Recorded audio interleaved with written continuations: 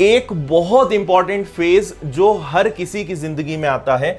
अगर आप, जरूर नहीं है मैं जितनी भी बातें कर रहा हूं सिर्फ यूपीएससी के हिसाब से बात नहीं कर रहा हूं, आप किसी भी कॉम्पिटिटिव एग्जाम की तैयारी कर रहे हो, यूपीएससी हो, एसएससी हो, बैंक हो, ठीक है, इसके अलावा आप रेलवे टारगेट कर रहे हैं, स्टेट गवर्नमेंट के जो अपने एग्जाम्स होते हैं, पुलिस है, एसआई है, कांस्टेबल है, कोई भी कॉम्पिटिटिव एग्जाम की आप प्रिपरेशन कर रहे हो या आप जिंदगी में कुछ भी कर रहे हो, ठीक है, आपकी लाइफ में एक ये फेज जरूर आता है कि आपका मन करता है कि अब नहीं हो पाएगा, अब क्विट कर देते हैं, अब जो चल रहा है ठीक है, जितने की सैलरी मिल रही है ठीक है, जितने की जॉब मिल रही है कर लेते हैं, अब हमसे नहीं हो पाएगा।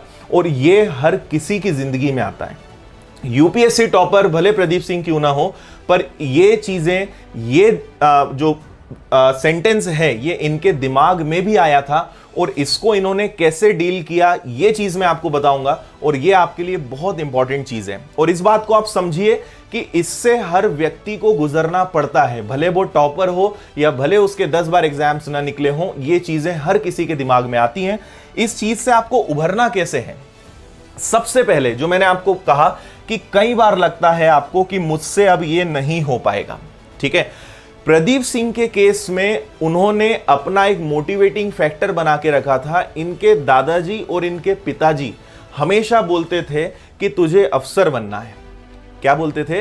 तुझे अफसर बनना है। तो जब भी ये डीमोटिवेट होते थे, जब भी ये लगता था कि अब मैं नहीं करना चाहता या मुझसे नहीं हो पाएगा, ये सेंटेंस उन्हें बार बार उनके दिमाग में आता था कि तुझे अफसर बनना है। और ये वो चीज थी जो वापस मजबूर करती थी कि नहीं, मैं ऐसे नहीं छोड़ सकता हूं, क्योंकि मेरे दादाजी का, मेरे पिताजी का सपना है मुझे एक बड़ा अधिकारी देखना। क्या आपकी जिंदगी में ऐसा कोई मोटिवेटिंग फैक्टर है?